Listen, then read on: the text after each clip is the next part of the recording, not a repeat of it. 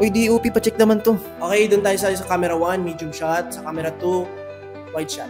Salita po kayo, audio check lang po. Uy, file name muna, guys! Okay, in 3, 2, 1, action!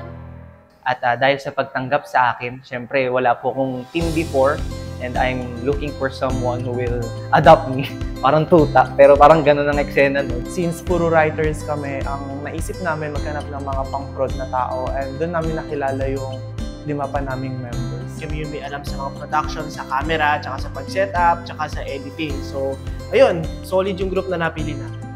Si Doc Ren kasi, kaya namin siya napili. Naging prof din kasi namin siya and given na yung expertise niya is about sa English. Makakahingi kami ng tulong on hands and I think hindi kami nagkamali na piliin siya.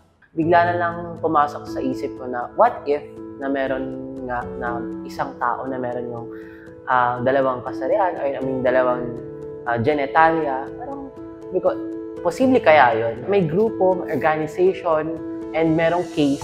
So, why not? Ito yung subukan kong i-teach sa mga kagrupo ko. Wow, meron palang gantong case. Meron pala talagang gantong existing na tinatawag na intersex. February 2024. So, this was the very first time that we met intersex Philippines personally. So, wala pa talaga kaming idea at all.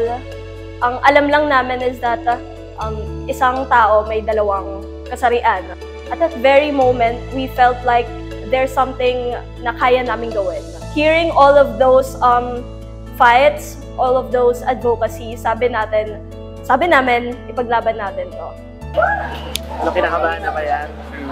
Oo, kinakabahan ako. Feelings mo, feelings. Hindi ko na po maalala, Your Honor.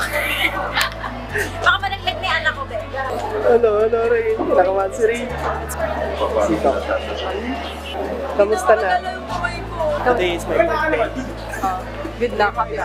I think hindi natin deserve ng major revision kasi all throughout the journey, binigay na natin yung best natin. Siguro kung may mapipiga pa at the end of the defense is minor na lang yan, hindi na siya major. So, nung time na nalaman namin na documentary na yung gagawin namin, ang klaro nung message din namin at the same time. Parang mas naging klaro yung goal na gusto namin gawin para sa mga intersex Philippines or yung community itself.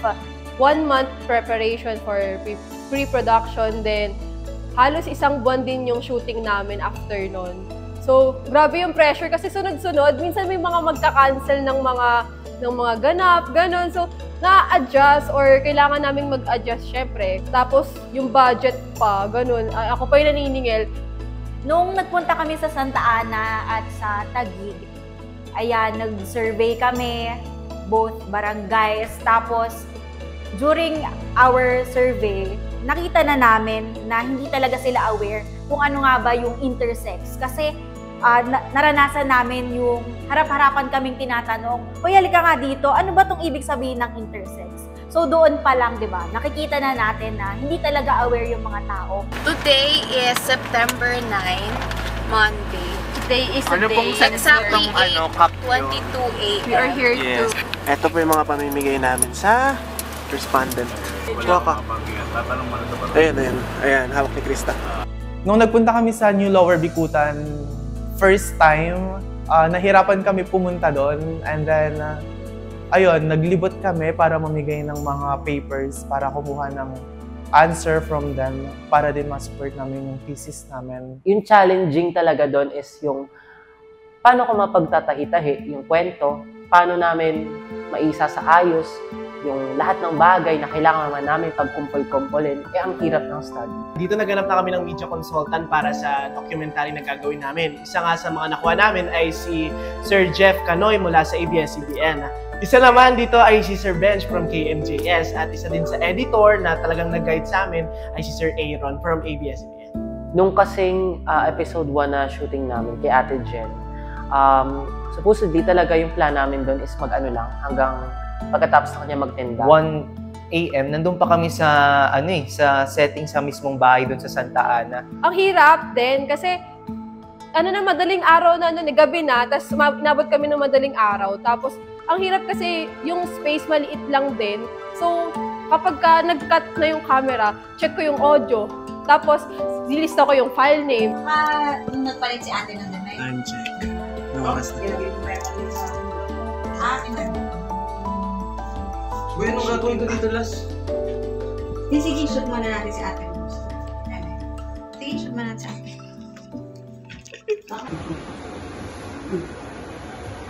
Sabi na ba?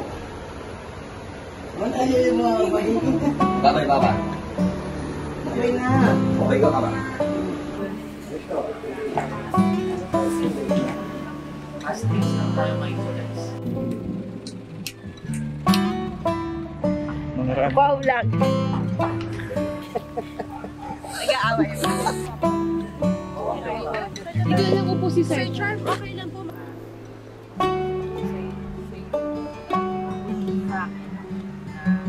Tapos yung tipo,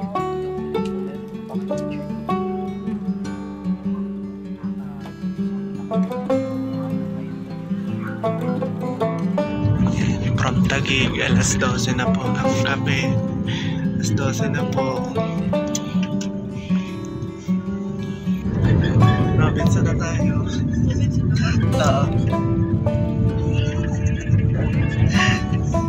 Isa sa mga naging struggle ng grupo siguro is yung malalayong case study na pinupuntahan namin. Dahil una yung nagpunta kami sa Paete, Laguna, sobrang layo nun. Financial struggle, grabe ang laki ng nagastos namin doon. Pero thankful na lang din siguro kasi merong mga nagbigay, merong mga nag-abot. Pero isa yun sa mga hindi ko makakalimutan is yung mga pinuntahan namin lugar. Yan, sa Santa Ana, sa Taguig, especially sa Laguna kasi alam ko yung iba kong members is nag-enjoy talaga doon. So, ayun.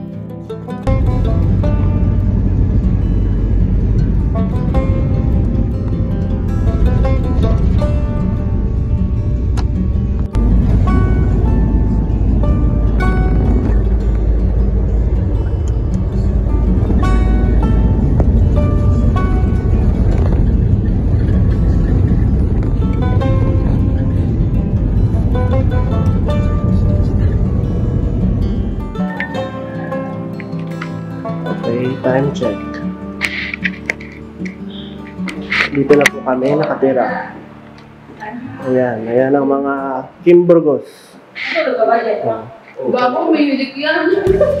Oo, gumugulong-gulong. Baba naman ang TM na sa makulog. Nagtatawa tuloy na ito. SP. Mga ano yung waiter eh. Ano to first sequence natin? Ano ang gagawin? Uy, briefing alas 7 daw. Episode 3, during episode 3 experience namin as a team, kasi parang medyo pagod na kami. Ito na yung pinaka-crucial week namin. Sabi namin, ang dami nang pumapasok na doubts, ang dami nang pumapasok na mga hirap na kailangan i-sacrifice din. We're at and we're not really familiar with the barangay. Ano bibilin? Come here and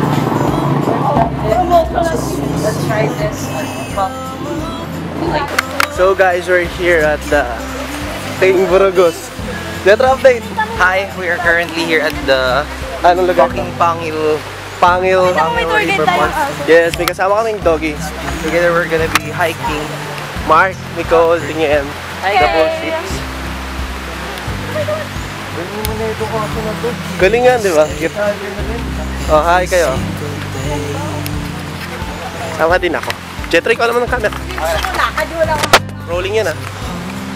Dito na tayo sa Pangil. Tama ba Pangil? Magiging istorya ka talaga. Nalaglag yung cameraman eh. Luma TV patrol na. Laban na yung BSU. Maliit ang bias, pero mali.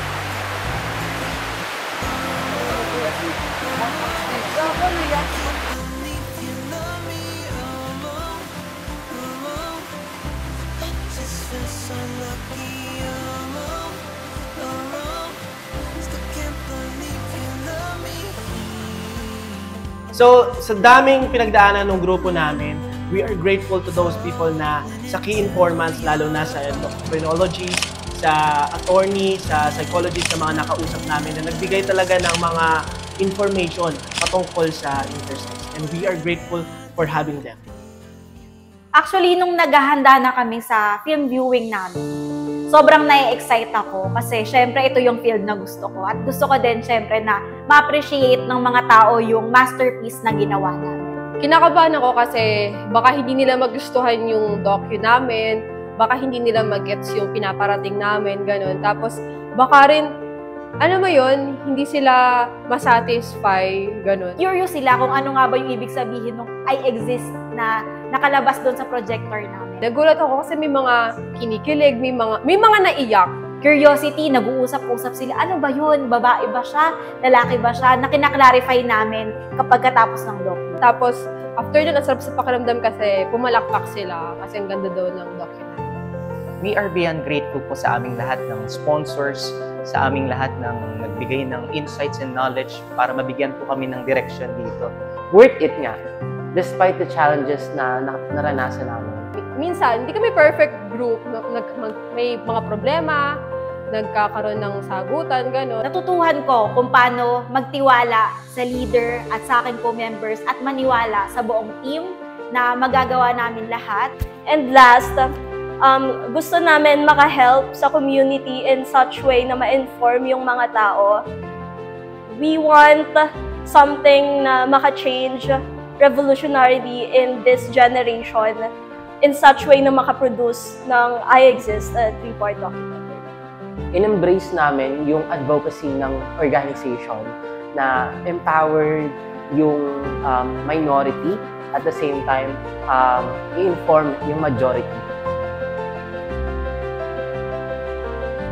Amazing!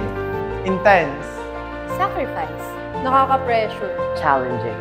Memorable. Patience. Overwhelming.